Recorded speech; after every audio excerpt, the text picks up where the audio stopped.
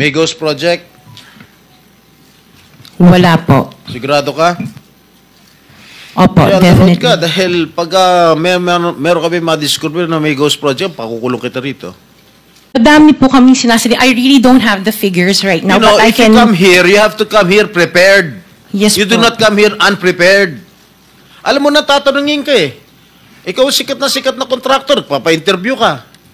Oh. You have to come here prepared. Eto, nagkainitan na sa Senado. Nagkasigawan sa hearing ni Senator Jingo Estrada at si Sara Disgaya. Panoorin natin ang video. Thank you, Mr. Chair. Today, we once again tackle the issue that cuts to the core of public service. Corruption in government infrastructure projects. Billions of pesos have been allocated for flood control and drainage programs intended to protect lives, properties, and livelihoods from the devastating effects of typhoons and flooding. Yet, allegations of padded contracts, ghost projects, and substandard implementation now cast doubt on whether these funds truly serve their purpose. Huwag niyo pong ilihis ang issue. Sa ngayon, wala ni isang tao ang umaamin. Walang gustong managot. At kung pwede, lahat ay magpapalusot. This investigation is about transparency and accountability. Kung wala kayong kasalanan, magsabi kayo ng totoo dahil kung hindi, sinisiguro ko na mananagot kayo hindi lamang sa batas at sa Senado, kundi sa taong bayan. Mr. Chair, if I may continue. Madam Tapos Diskaya. na yung 5 minutes mo. May opening ka pa kasi. O sige, The news pagbibigyan report. kita. Madam Diskaya, Sarah. It is common knowledge that you own 9 companies, namely St. Gerard, St. Timothy, Alpha and Omega, Elite General Contractor and Development Corporation, St. Matthew, Great Pacific Builders, YPR General Contractor, Amethyst Horizon Builders, and Waymaker OPC. Am I correct? Yes po. Hanggang ngayon, up to now, you own these 9 construction companies? Yes po. All right. Since you started securing contracts from the DPWH, since kailan kayo nag-umpisa? 2012? DPWH? Yes. Yes po, At 2012. pag-usapan muna natin yung 2022 hanggang 2025. Ilan na po yung naging projects nyo sa DPWH?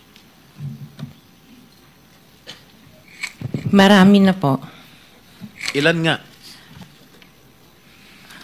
I don't have Mahigit the figure. 400? Mahigit 500? Within the span of 3 years.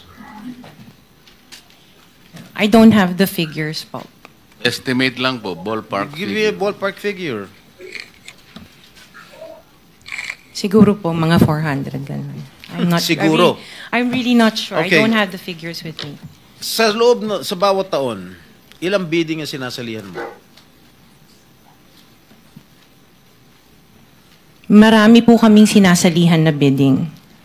All flood control projects? No po.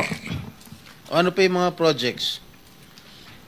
Buildings, kalsada, Nationwide or only in Metro Manila? nationwide po. Nationwide. All right. Pero yung bulk ng mga projects na award sa ng DPWH, mostly sa Metro Manila. Am I correct? Hindi po, sa probinsya po. Sa iba-ibang lugar. No, the bulk of your contracts. Here in Metro Manila? No po, outside Metro Manila ang Where marami. outside? Where outside of Metro Manila? We have in Romblon, Cebu, Bohol, Bacolod, Zamboanga.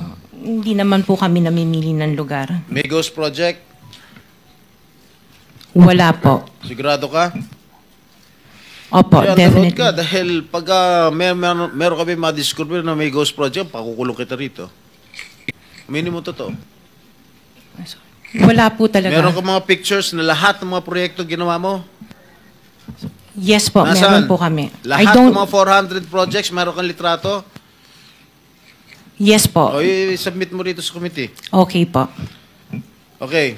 Sa mga bidding na sinasalihan mo ng mga kumpanya mo, itong 9 na kumpanya, ilang beses kayo nanalo?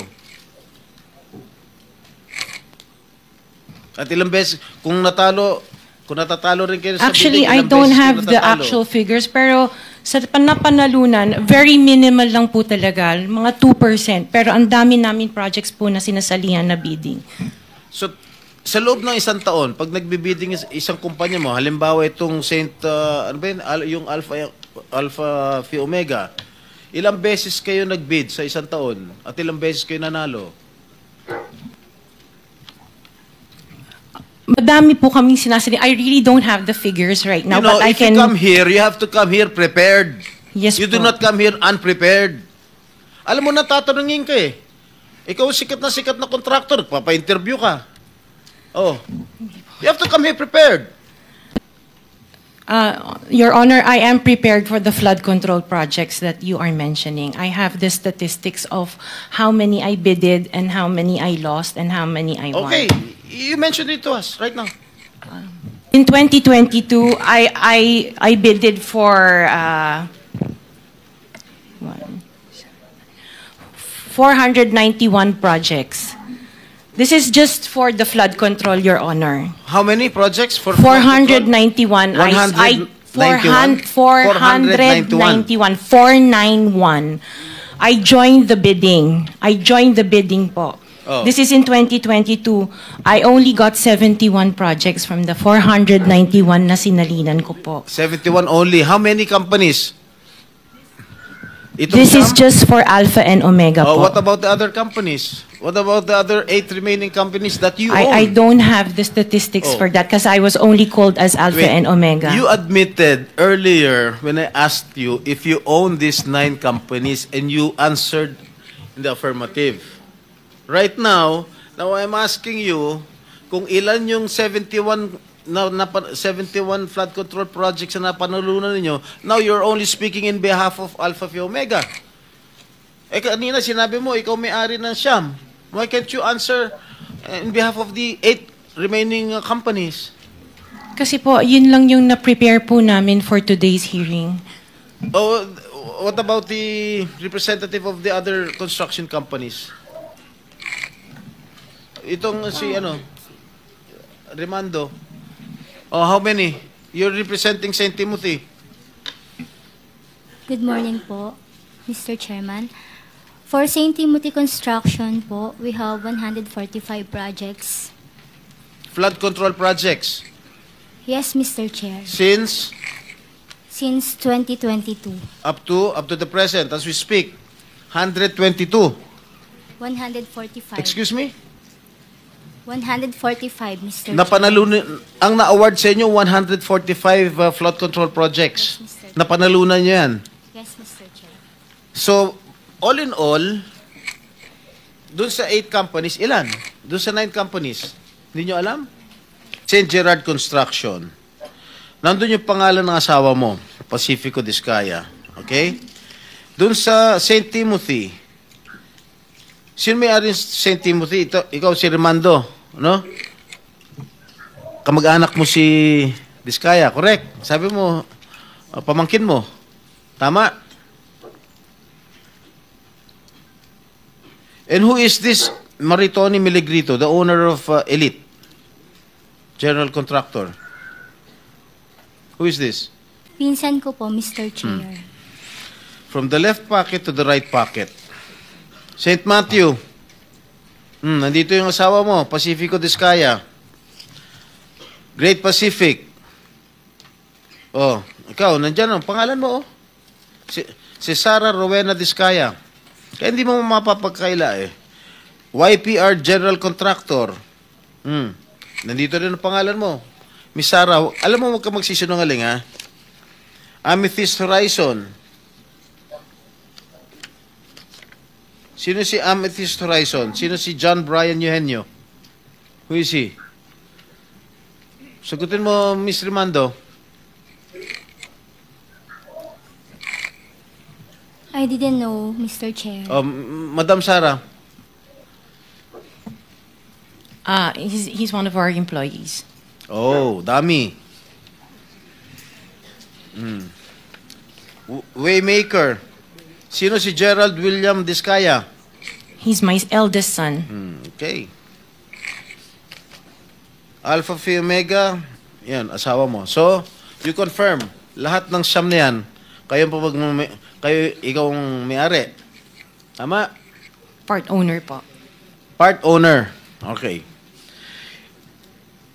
Kaya nyo ba talaga pagsabay-sabayin yung mga construction, mga proyekto ninyo? Paano nyo nagagawa ito? Yes po, we have sufficient employees naman that can carry out and execute the project. Okay, ilan ba yung mga empleyado ninyo? In the office po, mga 200 plus. Sabay-sabay kayong naawardan ng kontrata ng DPWH. Alam mo, nakakapagtaka dahil kayo lagi nakakuha ng DPWH contracts, ha? Sino ba talaga sa DPWH ang nagbibigay sa inyo listahan ng mga projects for bidding? Turo mo na. Wala po akong knowledge po. Talaga? Ba't Yes, nakakapagtaka dahil yung siyam na construction companies nyo, yun ang laging favored, kumbaga, sa bidding. Kasi ang balita ko, isa kayo sa mga una nakakita at nakakapili ng mga projects. Bago pa mabuo ang National Expenditure Program, yung tinatawag natin na NEP. Parang menu lang sa restaurant na nakaka-order kayo kaagad. Sino ang point person nyo sa DPWH na nagbibigay sa inyo ng informasyon na ito, o para sa inyo, ito para sa kanya? Sino? Sir, wala po akong nakakausap po. Wala kang kilala sa DPWH? Wala po.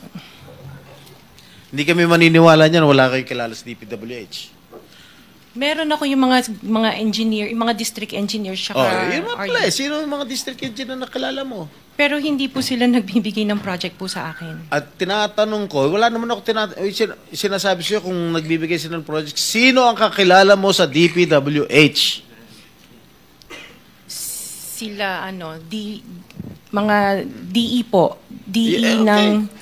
Sabi mo, sino? Teka sandali. DE ng Laguna, Sino DE nga? ng... Banggitin mo yung pangalan. I can't remember their names kasi I don't transact on Okay, behalf of the DE ng companies. Laguna. Sino pa? DE ng Bulacan, DE ng... Is he here? Nandito ba? Yung DE ng Laguna, DE ng Bulacan, nandito ba? DE ng Bulacan nandito. Okay, paano nyo nalalaman ang mga projects for the bidding? Sino ang nagbibigay ng listahan sa'yo? We don't have a list. Naka 6 minutes ka na, erap.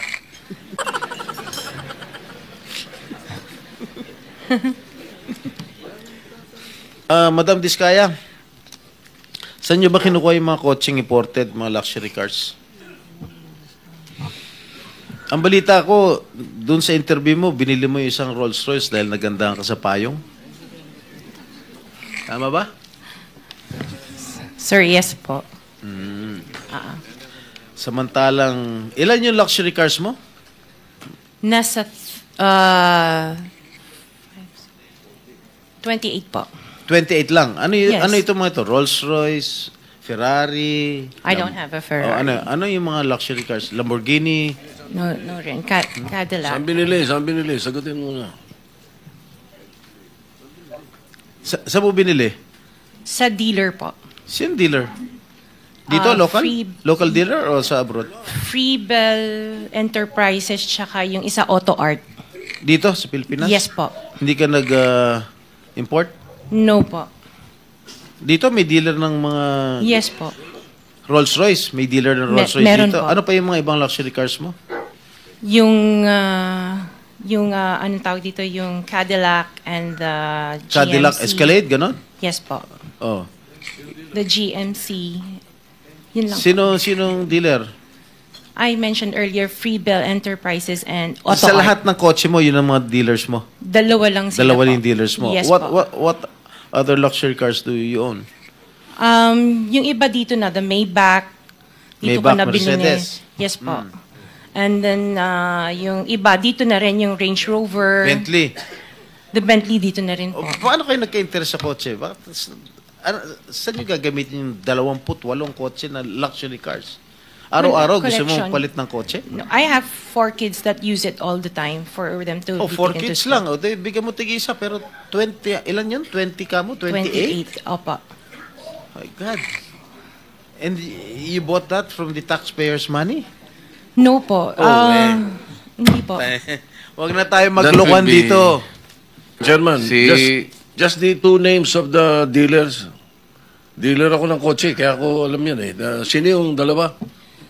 Pinagkukunan mo ng luxury cars? Free Bell Enterprises Ha? and Free Bell Enterprises Free Bell. and yung isa Auto Art.